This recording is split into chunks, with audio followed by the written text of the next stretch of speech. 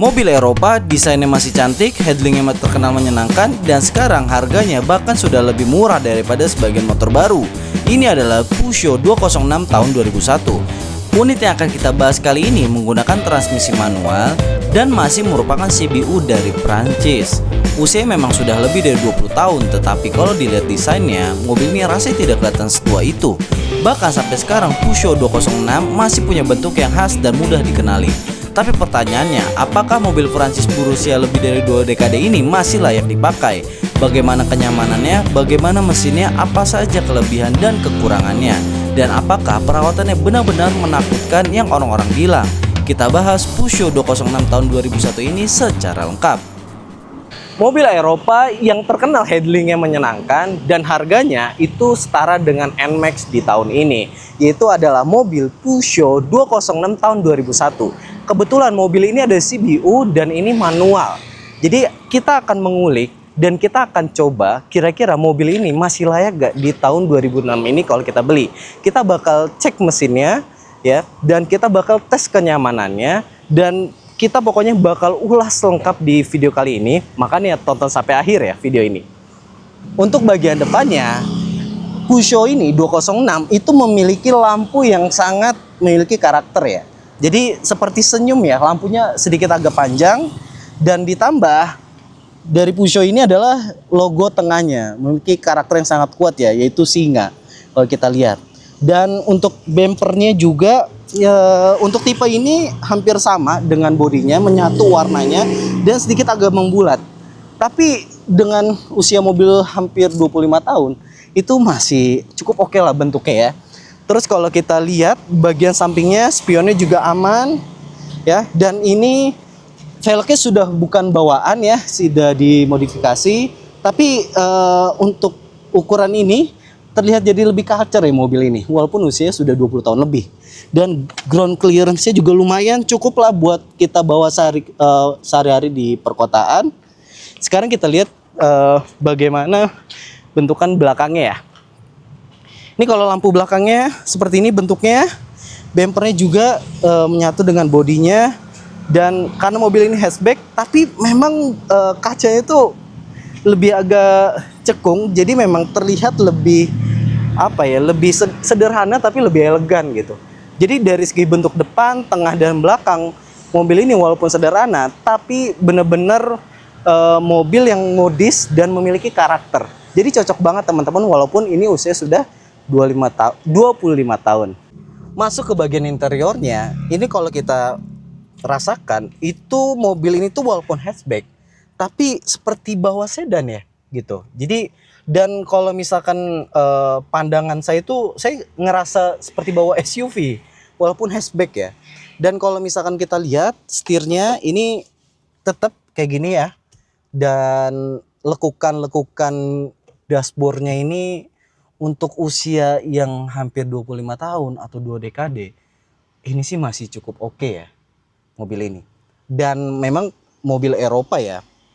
Untuk AC-nya ada heaternya dan ini masih aktif untuk usia mobil kayak gini. Ini keren banget. Jadi kalau misalkan kita lagi di tempat dingin gitu, kita bisa manfaatin nih heaternya. Cuman kalau untuk di Jabodetabek mungkin nggak terlalu perlu ya. Tapi lekukan ini coba deh lihat. Ini bener-bener ya mobil Eropa Peugeot 206 ini keren sih. Jadi mantep lah. Dan untuk posisi duduk tadi saya bilang seperti bawa sedan, kakinya selonjor sebenarnya. Tapi secara pandangan itu kita seperti bawa SUV gitu. Dan cocok lah kalau misalkan Anda pengen nyari mobil ini dengan berkendara yang menyenangkan dan handlingnya masih cukup oke. Untuk posisi penumpang ini kalau kita lihat headroomnya dengan ketinggian saya 170 masih cukup oke gitu, nggak mentok ya. Terus nyaman banget walaupun mungkin nggak ada headrestnya ya, tapi masih cukup nyaman.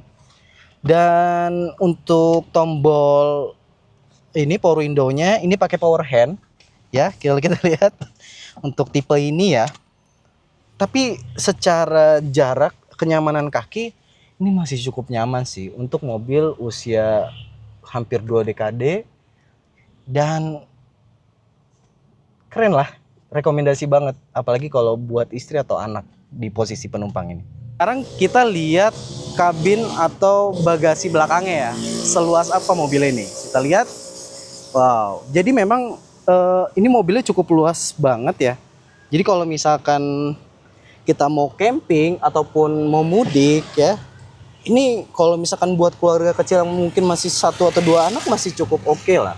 Terus juga ini juga di sini ada alas ini, jadi kalau misalkan kita mau naruh buat alat sholat ataupun barang-barang kecil bisa di sini, jadi nggak perlu masuk ke bagasi belakang.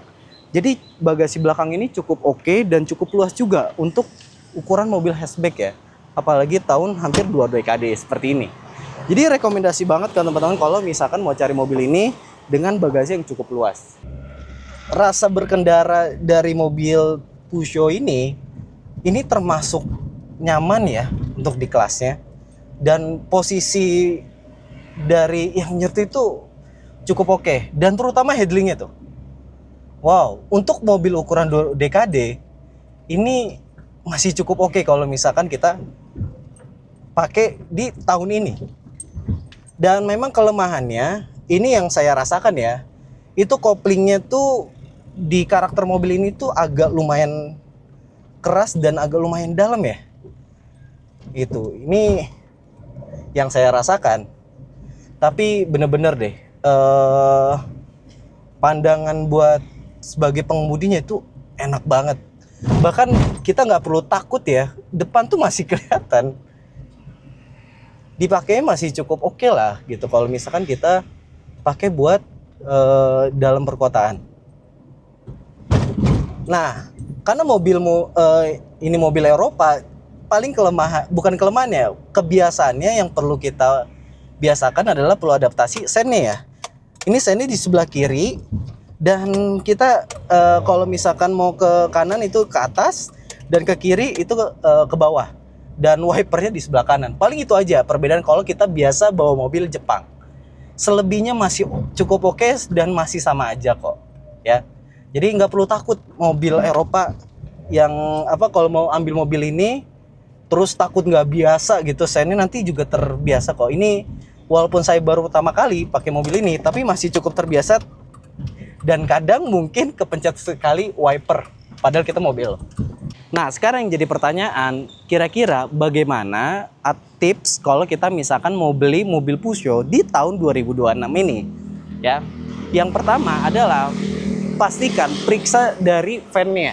Karena menurut beberapa pengguna dari Peugeot ini adalah fan-nya harus paling diperhatikan.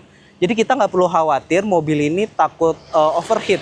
Yang penting kalau misalkan kipasnya itu aman perputarannya, insya Allah mobil ini aman dipakai ke perkotaan walaupun macet-macetan di siang hari. Nah, yang kedua setelah fan tuh kita harus perhatiin dari kebocoran mesin-mesin yang ada di mobil ini. Kalau misalkan masih normal kebocorannya, masih bagian atas, itu masih cukup oke lah karena biaya ininya sangat murah. Dan yang ketiga itu yang harus diperhatikan ketika beli mobil ini adalah kelistrikan. Jangan sampai mobil kalau misalkan mau cari mobil unit bekas ini terlalu sudah banyak variasi di bagian kelistrikannya, karena akan sangat repot untuk perbaikannya ya. Khawatir ketika udah banyak modifikasi di kelistrikan, justru malah biaya perbaikannya lebih mahal dibandingkan beli mobil ini. Dan yang keempat yang perlu diperhatikan adalah cari bengkel khusus spesialis dari Peugeot ini. Apakah kira-kira di wilayah teman-teman itu ada apa enggak? Kalau misalkan ada, nggak perlu takut untuk ambil mobil ini. Dan kalau misalkan nggak ada, saya saranin cari yang lain. Kenapa? Karena ada beberapa penyakit atau ada beberapa kerusakan yang memang dibutuhkan dari spesialis Peugeot ini. Khawatir kalau misalkan ke bengkel yang nggak biasa, itu resikonya malah kita terlalu banyak mengeluarkan budget perbaikannya gitu. Jadi kalau misalkan tips dari saya untuk cari tahu bengkel di daerah teman-teman ada apa enggak, coba cari di Facebook group dari Peugeot ini 206, kira-kira ada gak bengkel yang khusus di daerah teman-teman tempat tinggalnya. Kalau bisa satu kota ataupun nggak terlalu jauh dari teman-teman itu. Jadi nggak perlu takut kalau misalkan kita mau ngambil Peugeot Dan yang terpenting itu ya, di wilayah teman-teman ada bengkel khusus Peugeot-nya. Dan yang terakhir, teman-teman nggak perlu takut tentang mengenai spare partnya, karena di online udah banyak banget mobil ini spare partnya. Yang terpenting tadi di poin 4, ketemu mekanik yang memang terbiasa megang Peugeot, bukan mekanik asal sembarang ketemu di jalan, kecuali di bagian kaki mungkin ataupun yang body itu masih bisa kok universal ataupun ke bengkel-bengkel yang pinggir jalan. Nah, sekarang yang jadi pertanyaan adalah apakah masih layak di 2026 beli mobil ini? Yang bisa menjawab adalah teman-teman semua kalau ngelihat dari tips beli mobil bekas. Catatan-catatan itu bisa teman-teman jadi panduan buat teman-teman nyari mobil ini ya. Kalau overall dapat mobil yang bagus ya, tinggal pakai, itu jadi bonus buat teman-teman ya. Yang penting teman-teman semua nggak perlu takut ya beli mobil Eropa ini. Kenapa? Karena sebenarnya kalau dari sisi pengguna, mobil ini tuh sebenarnya masih layak banget dipakai di perkotaan, apalagi macet-macet di siang hari. Yang terpenting adalah fan-nya, itu ya teman-teman. Kesimpulan, mobil Peugeot 206 manual 2001 ini sebenarnya masih layak banget buat dibeli karena desainnya juga masih oke ya, memiliki karakter, dan bensinnya masih cukup akal ya, sekitar 9 sampai 10 per liter di dalam perkotaan. Untuk keluar kota mungkin sampai 14 km per liter ya. Jadi bagaimana teman-teman? Kira-kira mobil ini tuh masih layak gak sih buat harian atau sebagai mobil hobi aja?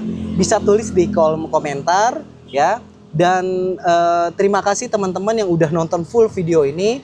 Jangan lupa di like, komen, terus subscribe ya, dan nyalain loncengnya. Mudah-mudahan video ini bermanfaat. Terima kasih semuanya yang sudah nonton. Assalamualaikum warahmatullahi wabarakatuh.